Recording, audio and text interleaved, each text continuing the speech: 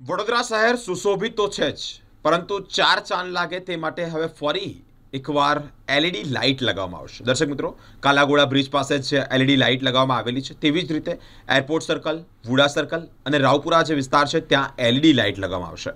હાલ અત્યારે રાવપુરા વિસ્તારમાં જ એલઈડી લાઇટ લગાવવાની કામગીરી ચાલી રહી છે. આ લાઇટો લાગ્યા પછી જ વડોદરા શહેરનું એક નજરાણું અલગ જ જોવા મળશે.